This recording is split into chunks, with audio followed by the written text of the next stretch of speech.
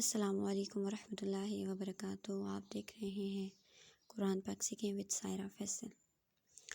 ایک امیر آدمی کے گھر کے سامنے ایک پھل فروش تھا جو اپنا پھل بیچتا تھا۔ ایک رات اس امیر آدمی کے خواب آیا اور اس میں اس کو یہ کہا گیا کہ جو آپ کے گھر کے آگے پھل فروش ہے، جو پھل بیچتا ہے، اس کو آپ عمرے پہ لے کر جائیں۔ صبح جب وہ اٹھا امیر آدمی، اور اس نے جب یہ خیال دوبارہ اس کو ذہن میں آیا کہ رات کو میں نے یہ خواب دیکھا، تو اس نے اس چیز کو اگنور کر دیا اور دوبارہ اپنی روٹین پہ آ گیا کہ بس ویسے ہی شاید وہ ہمارے گھر کے سامنے فروٹ بیچتا ہے، تو اس لیے میرے ذہن میں یہ چیز آ گئی۔ لیکن اگلے 3 دن مسلسل اس کو یہی خواب آتا رہا۔ چنانچہ اس نے ایک عالم کے پاس گیا اور اس سے بات کی، تو انہوں نے کہا کہ آپ اس پھل فروش کو لے کر جائیں عمرے پہ۔ وہ واپس آیا اور اس نے اپنے جو آپ کے ورکرز تھے اس کے ساتھ ان کو بھیجا پھل فروش کے پاس، اور ان کو ساری بات یہ بتائی کہ یہ بات ہے اور آپ کو لے کر جانا ہے۔ تو اس کو پھل فروش کو اس نے اپنے پاس بلایا۔ جب پھل فروش آیا امیر آدمی کے پاس، تو امیر آدمی نے کہا کہ مجھے یہ خواب آیا ہے اور مجھے آپ کو لے کر جانا ہے عمرے پہ۔ دیکھنے میں بظاہر وہ پھل فروش اتنا دیندار نہیں لگتا تھا، تو یہ بات سن کر جو پھل فروش تھا، جو فروٹ بیچنے والا تھا، وہ ہنسنے لگا اور کہتا ہے کہ میں تو اتنا، میرے اچھے اعمال بھی نہیں ہیں اور نہ ہی میں اتنا دیندار ہوں، تو یہ کیسے ہو سکتا ہے کہ میں عمرہ کروں۔ تو بہرحال اس امیر آدمی نے کہا کہ لیکن ہم لوگ جا رہے ہیں تو آپ اپنی تیاری کر لیں۔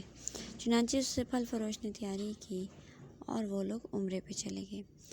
عمرے پہ جا کے انہوں نے عمرہ کیا، نوافل ادا کیے، طواف کیا،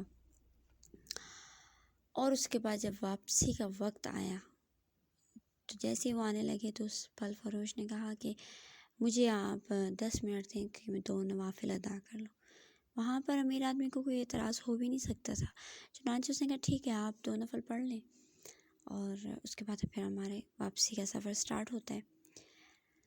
جیسے خانہ کعبہ میں، مسجد الحرام میں اس نے 2 نفل ادا کیے اور وہ سجدے میں گیا تو دیکھا گیا کہ اس کا سجدہ کافی لمبا ہو گیا ہے۔ امیر آدمی اس کے پاس گیا اور اس کو بلایا، لیکن پھر بھی وہ نہیں اٹھا۔ جب اس کو جو جوڑا پیچھے گیا تو اس آدمی کی روح پرواز کر چکی تھی۔ تو سب نے وہاں پہ کہا کہ اللہ پاک ایسی موت سب کو نصیب فرمائے۔ بہرحال وہاں پہ اس کا تدفین ہوئی اور سجدے کی حالت میں خانہ کعبہ میں اس کی موت واقع ہوئی۔ جب وہ امیر آدمی واپس آیا تو اس نے اس پھل فروش کی بیوی کو بلایا اور اس سے پوچھا کہ آخر ایسا کون سا کام تھا جو آپ کے ہسبینڈ کرتے تھے اور ان کو اللہ پاک نے اتنی اچھی موت دی، ایمان کامل پہ موت ہوئی۔ تو اس کی بیوی نے کہا کہ میرا جو میاں تھا وہ اتنا نہ ہی کوئی دیندار تھا اور نہ ہی کوئی دین کے کام اتنے کرتا تھا، لیکن وہ ایک کام ضرور کرتا تھا، اور وہ یہ کام کرتا تھا کہ ہمارے نیبر میں، ہمارے پڑوس میں ایک یتیم فیملی رہتی ہے اور ایک بیوہ ہے، اس کے بچے ہیں۔ تو جب بھی شام کو وہ واپس جاتا ہے اپنے گھر کو تو اپنی ریڑھی میں سے کچھ پھل فروٹ ڈال کے، سبزی ڈال کے، تو اس کے گھر کے آگے چھوڑ دیتا اور کہتا ہے کہ بہن یہ لے لو اپنے بچوں کے لیے۔ تو جب بھی وہ بیوہ باہر نکلتی وہ سامان اٹھانے کے لیے، تو وہ یہی دعا کرتی تھی کہ اللہ اس بھائی کی موت جو ہے کامل ایمان پر ہو۔ تو ایک یہ کام وہ کرتا تھا۔ تو دیکھیں یہاں پر ایمان کامل پہ موت آنا بہت بڑی بات ہے۔ اگر ہم ساری زندگی اچھے اعمال کرتے رہے لیکن اگر ہمارا خاتمہ ایمان پر نہ ہو تو کیا فائدہ۔ تو صدقہ ایسی چیز ہے کہ وہ اس میں بہت طاقت ہے، وہ آپ کے ہر اعمال کو بدل سکتی ہے۔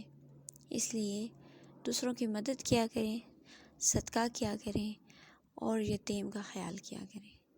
جزاک اللہ۔ السلام علیکم ورحمۃ اللہ وبرکاتہ۔